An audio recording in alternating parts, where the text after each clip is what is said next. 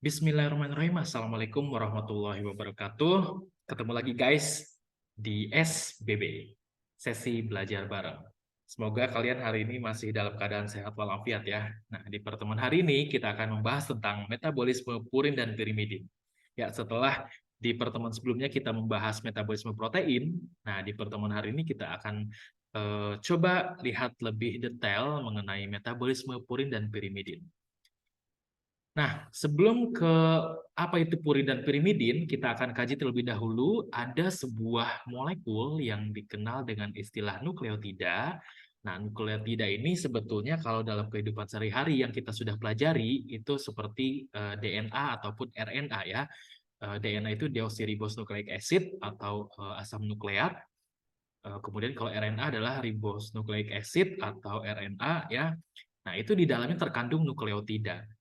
Ya, jadi asam nukleat sebetulnya itu dibentuk dari nukleotida. Ya, nukleotida ini adalah molekul besar ya yang terdiri atas satu unsur gula, kemudian ada satu unsur basa nitrogen dan ada unsur fosfat ya. Jadi ada tiga komponen besar di dalamnya. Nah, eh, ada istilah lainnya yaitu nukleosida. Teman-teman jangan sampai tertukar.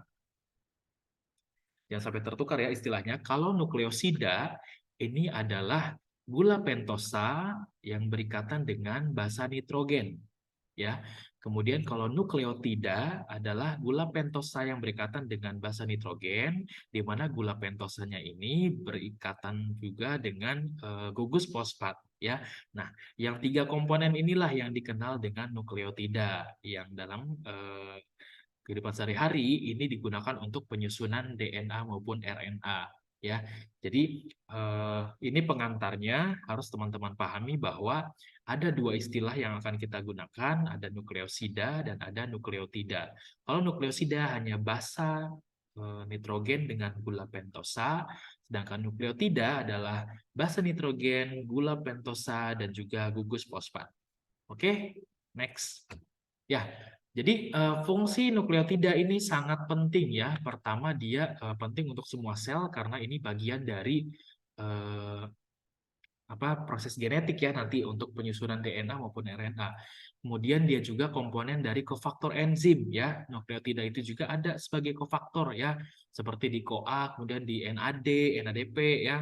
Kemudian nukleotida juga ini pembawa energi kimia atau energi carriers ya. Seperti di ATP, ADP, dan GTP itu semua adalah nukleotida ya. Kemudian nukleotida juga ini prekursor ya, bahan untuk sintesis DNA dan juga RNA. Nah, kita coba lihat terlebih dahulu gula pentosa yang tadi di awal kita bahas ya. Gula pentosa itu bentuknya ada cincin segi 5 dengan total karbonnya ada 5 ya. Ini karbon nomor 1, nomor 2, nomor 3, nomor 4, nomor 5 ya. Nomor 5 berada di luar cincin karena cincin segi 5 pada gula pentosa itu satunya dengan atom oksigen ya. Jadi 4 karbon dengan satu atom oksigen membentuk cincin segi 5. Atom karbon nomor 5-nya itu keluar dari cincin ya. Ini strukturnya. Nah, kalau teman-teman perhatikan di posisi nomor 2 ini ditandai dengan blok warna merah ya. Untuk yang sebelah kiri di nomor posisi karbon nomor 2 itu terikat gugus hidroksil atau OH ya. Gula pentosa ini dikenal dengan istilah ribosa. Ini nanti akan digunakan untuk mensintesis RNA ya, karena RNA itu ribosa penyusunannya, salah satu penyusunnya ya, gula pentosanya yaitu ribosa. Sedangkan di yang gambar kanan ini di posisi nomor 2 atom karbon nomor 2 itu atom hidrogen ya. Oksigennya hilang ya, makanya namanya deoksiribosa. Ribosa yang mengalami pemutusan atau penghilangan oksigen di posisi nomor 2 ya. 2-deoksiribos ini adalah gula pentosa yang nanti digunakan untuk mensintesis DNA ya. Jadi ribosa itu untuk RNA, 2-deoksiribosa itu untuk DNA ya. Nah, perhatikan oleh teman-teman ini gula pentosa tadi ya. Di posisi nomor 1, di karbon nomor 1 itu yang nanti akan berikatan dengan purin ataupun pirimidin. Basa nitrogen yang tadi kita bahas. ya. Sedangkan tadi di posisi nomor 5 yang keluar ya, itu terikat gugus fosfatnya. Jadi yang bentuk molekul yang di sini ya, yang nukleotida ini sebetulnya nanti ikatannya seperti ini ya. Di posisi karbon nomor 1 itu basa nitrogennya, di posisi karbon nomor 5 itu gugus fosfatnya ya. Nah, ini basa nitrogen pada nukleotida. Nanti yang bisa berikatan dengan membentuk nukleotida ada dua macam basa nitrogen ya. Ada basa golongan purin dan ada golongan pirimidin. Membedakannya sangat mudah. Pertama, kalau purin ya bisa teman-teman amati sendiri, cincinnya lebih kompleks ya. Ada siklik segi 6 dan segi 5 bersebelahan ya. Ini basa purin ya. Kemudian kalau pirimidin hanya satu cincin ya, segi 6 saja. Dari struktur lebih kompleks yang purin kan, oleh karena itu titik didih purin itu lebih tinggi dibandingkan pirimidin ya. Sunatullahnya seperti itu karena kalau kita kaji dari strukturnya pun struktur purin lebih kompleks ya, sehingga butuh banyak energi untuk memutuskan ikatan-ikatannya ya. Supaya proses mendidih kan seperti itu ya. Jadi butuh energi lebih tinggi untuk eh, di golongan purin sehingga titik didihnya lebih tinggi ya, butuh energi lebih besar di situ ya. Nah, di basa purin ini ada adenin dan juga ada guanin. Kemudian di pirimidin ini ada 3 yaitu timin, sitosin dan urasil. Timin dan sitosin ini terdapat pada DNA, sedangkan sitosin dan urasil terdapat pada RNA. Jadi kalau ditanya apa basa nitrogen yang terdapat pada DNA maupun RNA, berarti sitosin ya, karena sitosin ini bisa pada DNA bersama dengan timin dan juga bisa pada RNA sitosin dengan urasil begitu ya. Nah, ini bentuk nukleotidanya, ribonukleotida ya. Jadi di sini tadi ya basa nitrogennya di posisi karbon nomor 1, ini gula pentosanya, dan di posisi karbon nomor 5 ini gugus fosfatnya. Gugus fosfat yang bisa terikat di posisi nomor 5 ini bisa sampai 3 molekul ya. 3 gugus. Kalau gugusnya di sini kita kenal gugus alfa itu yang pertama ya, itu nanti disebutnya monoposfat. Kalau nanti ada 2 gugus fosfat sampai beta, itu kita kenal dengan istilah difosfat, karena ada 2 fosfat. Dan yang terakhir, kalau gugus fosfatnya ada sampai posisi gamma, ada 3 gugus fosfat, itu kita kenal dengan trifosfat. Kebetulan di sini gambarnya adalah adenin ya basanya, sehingga nukleotida yang terbentuk nanti menjadi adenosin. Ya, adenosin 5 monofosfat, 5 ini karena fosfatnya terikat di karbon nomor 5 tadi ya. Jadi ada adenosin monofosfat, ada adenosin difosfat, ada adenosin trifosfat. Begitu halnya kalau nanti basa nitrogennya yang lain namanya akan berbeda ya. Ini kebetulan contoh yang saya ambil adalah basanya adenin sehingga namanya adenosin. Ya. Nah, semakin panjang gugus fosfat yang terikat pada sebuah nukleotida, maka molekul tersebut menyimpan energi lebih besar, ya. Kalian sudah paham ya, energi bahwa ATP menyimpan energi lebih besar dibanding ADP dan AMP ya. Jadi semakin panjang gugus fosfatnya, energi yang disimpannya semakin besar, ya. Lanjut. Nah, asam nukleat ya ini nanti kan berkaitan dengan adanya purin dan pirimidin ya. Basa nitrogennya adalah purin dan pirimidin. Nah, biosintesisnya ini lebih banyak dari asam amino non esensial ya. Supaya proses di dalam tubuh meskipun kita kekurangan asupan protein dari luar ya yang esensial, artinya proses pembentukan nukleotida akan tetap berjalan ya meskipun asupan dari yang esensial itu terbatas ya. Ini salah satu ini juga ya sesuatu yang harus kita syukuri karena Allah menciptakan seperti itu ya. Jadi Allah sangat maha baik ya meskipun purin dan pirimidin ini mungkin kita tidak memiliki asupan yang cukup dari protein katakanlah, proses pembentukan purin dan pirimidin akan tetap berjalan karena dia bisa dibentuk dari asam amino yang non esensial. Nah, untuk anabolismenya seperti itu ya. Jadi dari asam amino untuk membentuk purin dan pirimidin. Kemudian katabolismenya nanti untuk asam nukleat itu nanti kita akan lihat degradasi purin dan pirimidin ya. Sekarang kita coba lihat dulu biosintesis purin. Tahapan biosintesis purin ini sangat panjang ya, dan ini pun belum selesai, masih lanjut ke sini ya. Jadi kita lihat dulu tahapan yang pertama ya. Nah, di sini ada ribos fosfat ya. Ini gula pentosa yang mengikat gugus fosfat satu nih ya. Nah, ini dengan bantuan ATP dan juga enzim PRPP sintase, ingat ya kalau ada enzim sintase atau sintetase itu artinya membentuk sesuatu sesuai namanya. Nah, ini namanya PRPP sintase, sehingga yang dihasilkan di sini adalah PRPP ya. Fosforibosil pirofosfat. Nah, ini hasilnya. Nah, PRPP ini nanti dengan kalau adanya glutamin ya, makanya di awal di bab asam amino dan protein maupun di bab metabolisme protein sudah disampaikan bahwa sumber nitrogen atau penyumbang nitrogen terbesar yaitu dari glutamin ya pada biosintesis purin ini ya. Jadi glutamin ini yang dicontohkan ya, glutamin kemudian molekul air dengan bantuan PRPP glutamil amidotransferase ini akan mengubah PRPP tadi menjadi fosforibosilamin ya, fosforibosilamin dan seterusnya. Ini kita singkat saja ya, nanti teman-teman pelajari secara mandiri sampailah nanti kita sampai di sini ya, inosin monofosfat. Inosin monofosfat inilah yang sudah membentuk backbone-nya dari purin ya. Ada dua cincin ya, segi 6 dan juga segi 5. Kalau di tahap sebelumnya ini di formimidoimidazol karboksamid ribosil fosfat, ini cincinnya masih terbuka ya. Makanya dengan IMP siklohidrolase ya, di sini ada penutupan cincin, ring closure ya. Makanya enzimnya namanya siklohidrolase, yang menghasilkan molekul air di situ, cincinnya terbentuk gitu kan, jadilah IMP. IMP ini inosin monofosfat ya. Inosin monofosfat ini nanti akan kita proses selanjutnya untuk menjadi adenosin monofosfat atau AMP dan juga guanosin monofosfat atau GMP ya.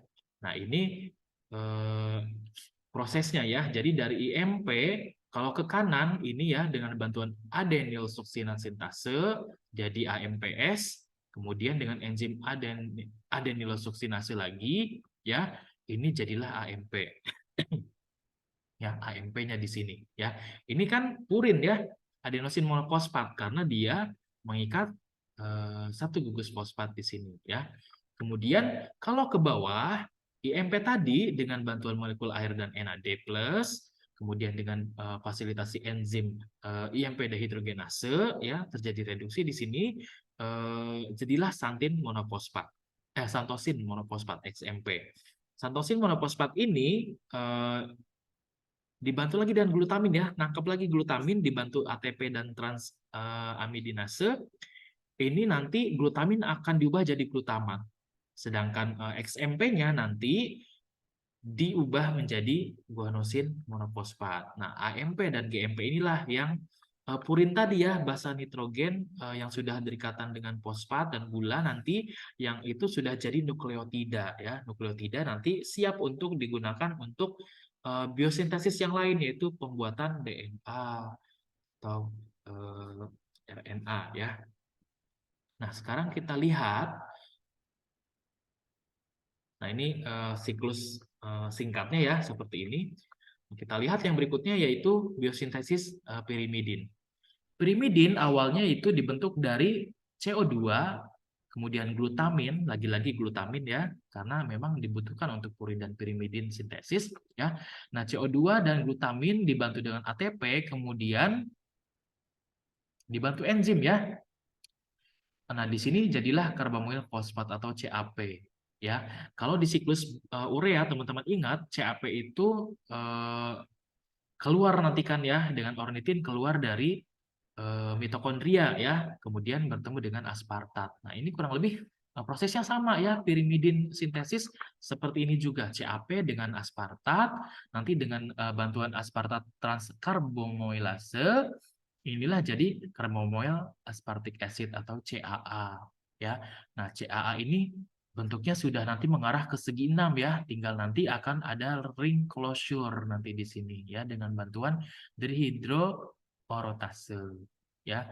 Nanti jadilah sampai sini orotic acid. Nah, orotic acid ini di proses berikutnya dan seterusnya jadilah UMP. Uridin monofosfat ya. Nah, jadi di sini UMP dengan bantuan ATP jadilah UDP ya, karena UMP dengan tambahan fosfat dari ATP ya, nambah satu lagi fosfatnya jadilah UDP. Nah, UDP kita proses ke yang ke kanan sini dan juga yang lurus ke bawah ini. UDP nih ya dengan bantuan NADPH, kemudian ada ribonukleotid reduktase, ini jadilah DUDP. Kemudian balik lagi lepas fosfatnya karena bantuan molekul air jadi DUMP. Nah, di sini nanti ada timidilat sintase. Jadilah timidin monofosfat. Nah, ini sudah rantai tulang belakangnya dari pirimidin ya, TMP untuk nanti timin ya. Di sini timidin monofosfat karena dia sudah berikatan dengan gugus fosfat ya untuk nukleotida nanti. Kemudian yang UDP ini dengan bantuan ATP lagi nambah satu gugus fosfatnya jadi UTP. Nah, UTP dengan bantuan energi dari ATP lagi dan fasilitasi enzim CTP sintase jadilah CTP ya. Di sini CTP punya 3 fosfat ya. Ini pun tulang belakang dari sitosin untuk nanti membuat itu ya sintesis DNA. RNA nanti ya. Di sini bedanya CTP ini sudah bentuk nukleotidanya ya. Jadi di sini nukleotidanya karena berikatan langsung dengan gugus fosfatnya ya. Nah, ini one pot sintesisnya untuk CTP. Ini contoh saja dari CTP yang di bawah sini ya. Yang di bawah ini. Nah, ini one pot sintesisnya ya dari CMP yang satu fosfat jadi CDP yang ada 2 dan juga jadi CTP yang punya 3 fosfat ya. Jadi CTP ini adalah nukleotida ya. Kalau di sini kan tidak terlihat ya gula pentosanya ya, termasuk yang di purin pun tidak terlihat gula pentosanya, tapi sebetulnya dia adalah sudah molekul nukleotida. Artinya nukleotida itu basa nitrogennya sudah berikatan dengan gugus fosfat maupun gula pentosa ya. Nah, di sini kelihatan ya, ini gugus basa nitrogennya, ini gula pentosanya, dan ini gugus fosfatnya ya. Ini kan gugus fosfat nih ada 3 ya. Nah, ini gula pentosanya yang segi 5 dan ini basa nitrogennya. Ini purin ya, CTP kan pirimidin. CTP itu kan golongan pirimidin. Nah, tadi sudah kita pelajari biosintesisnya secara singkat, tinggal teman-teman perdalam lagi. Sekarang kita akan coba masuk ke katabolismenya, artinya pemecahan molekulnya. Ya, nah pemecahan molekul purin dulu kita akan lihat. Hasil akhir katabolisme purin itu adalah asam urat. Ya, asam urat. Teman-teman harus ingat bahwa di katabolisme purin hasilnya adalah asam urat. Ya, ini ya, asam urat.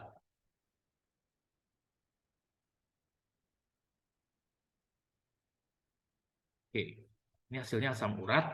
Jadi teman-teman jangan lupa kalau misalnya di metabolisme protein hasilnya kan urea ya.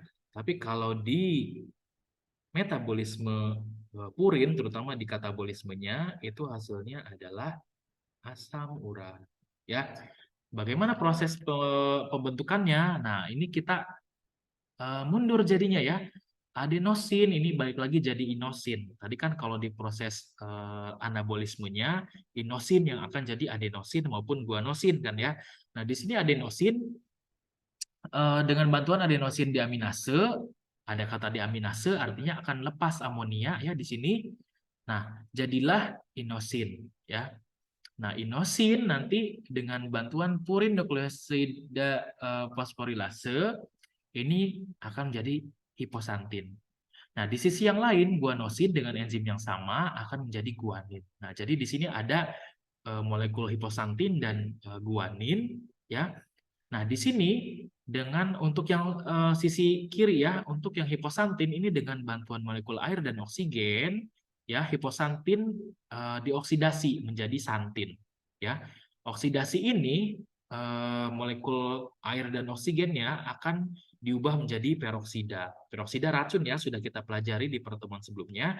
Peroksida nanti dengan bantuan enzim katalase akan diuraikan kembali menjadi molekul air dan oksigen kembali ya.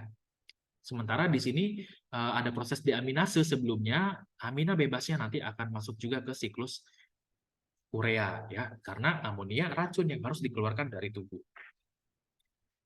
Nah, oksidasi hiposantin akan menjadi santin. Untuk guanin mengalami deaminasi kembali ya, lepas NH3-nya sama nanti menuju siklus urea. Nah, dari guanin tadi berubah menjadi santin juga ya. Jadi dari dua sisi reaksi ini kanan dan kiri produknya sama yaitu santin. Nah, santin ini nanti akan dioksidasi kembali ya dengan bantuan molekul air dan oksigen of course ditambah fasilitasi dari enzim santin oksidase. Jadi nanti dari santin akan berubah menjadi asam urat. Ya, asam urat ini yang merupakan hasil metabolisme dari purin ya, katabolisme purin. Ya, uric acid ini namanya ya, mungkin kalau dalam bahasa Indonesia asam urat, urat gitu ya, kayak otot gitu. Tapi sebetulnya uric itu ya nama dari urea tadi ya, karena di sini eh, bentuknya di sini ingat ya struktur urea ya, ada karbon berikatan ganda dengan oksigen, mengikat ke kiri dan ke kanan adalah NH gitu kan. Ini ureanya. Karena ini ada asam ya, eh, awalnya dari asam ya, mungkin namanya uric acid ya. Itu.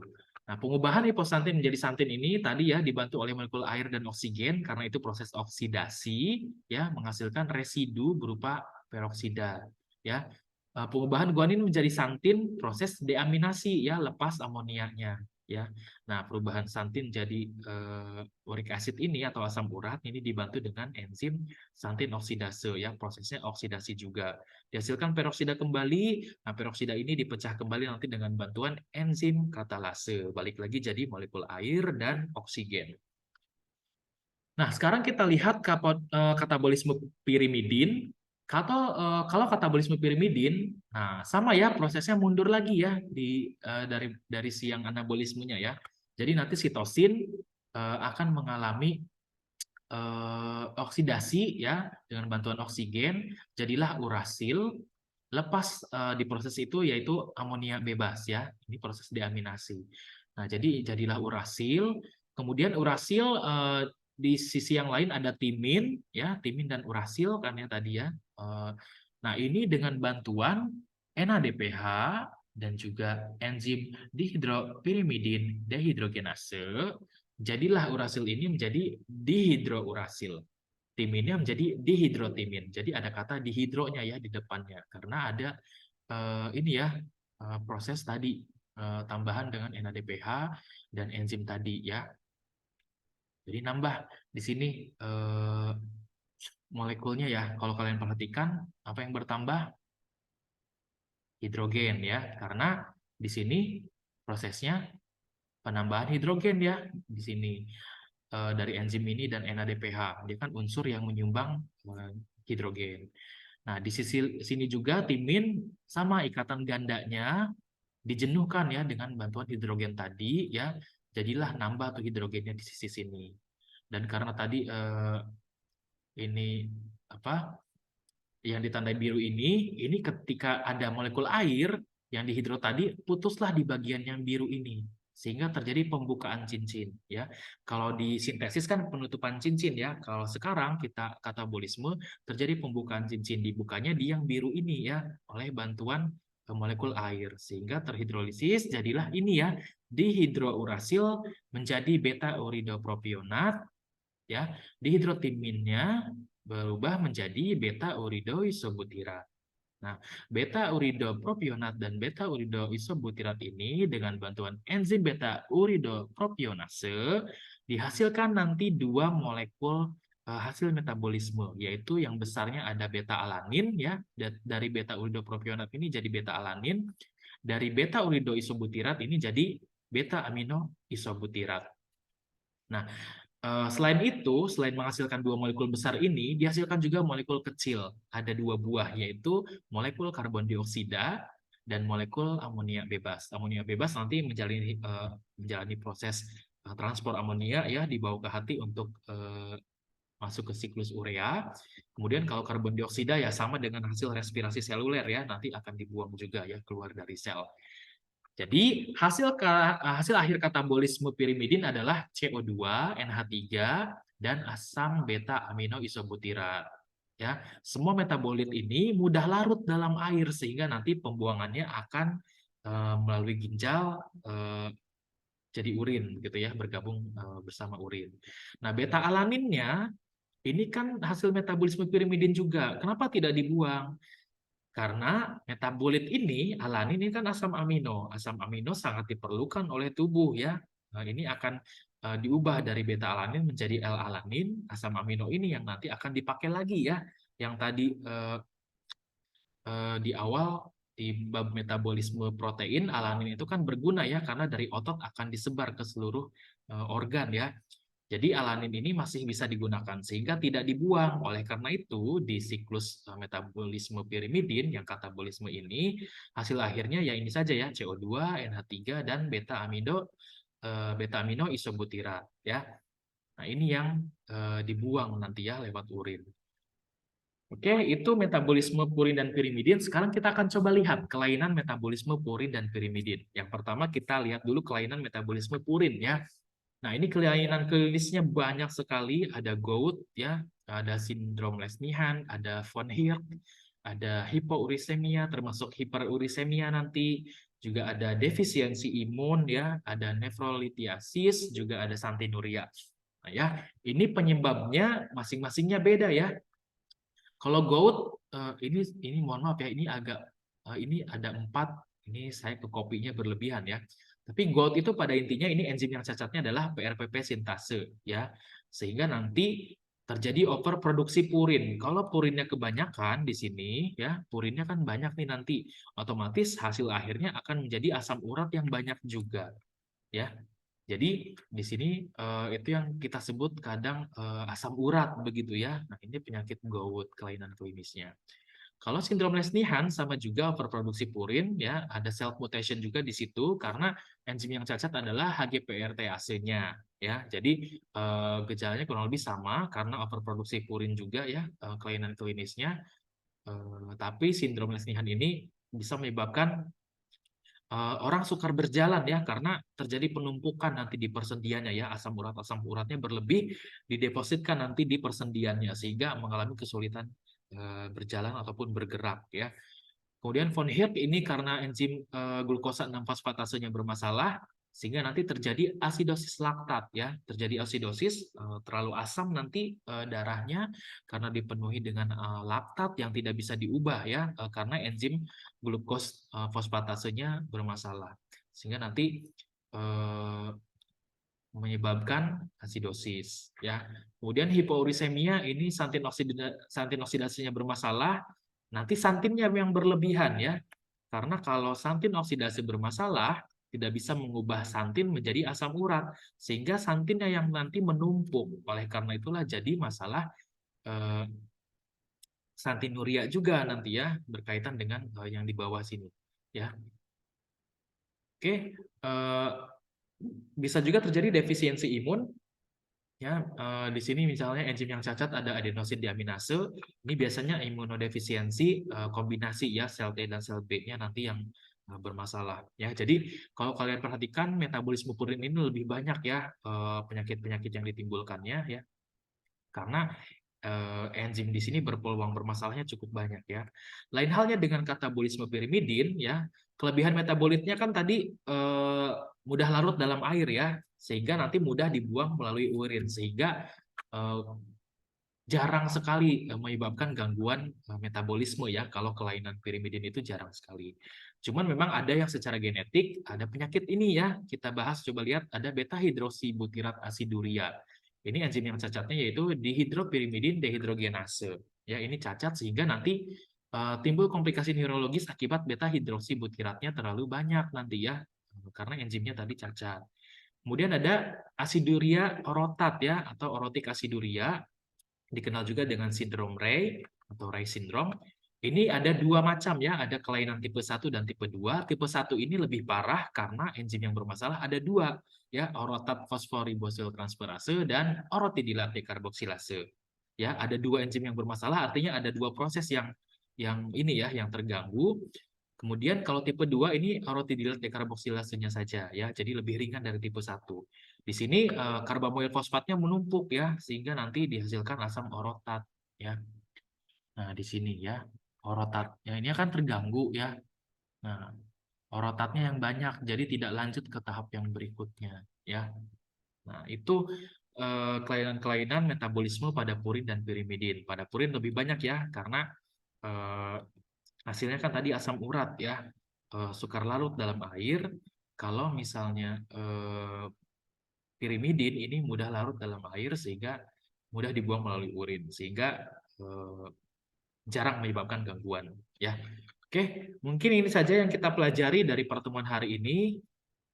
Kurang lebihnya mohon maaf. Semoga teman-teman bisa mengambil manfaat dari pertemuan SBB di hari ini ya. Oke, sampai jumpa di SBB berikutnya di sesi belajar bareng yang lain ya. Semoga di pertemuan hari ini mendapatkan manfaat terkait metabolisme purin dan pirimidin. Kurang lebihnya mohon maaf. Billahi taufik wal hidayah. Wassalamualaikum warahmatullahi wabarakatuh. Sampai jumpa.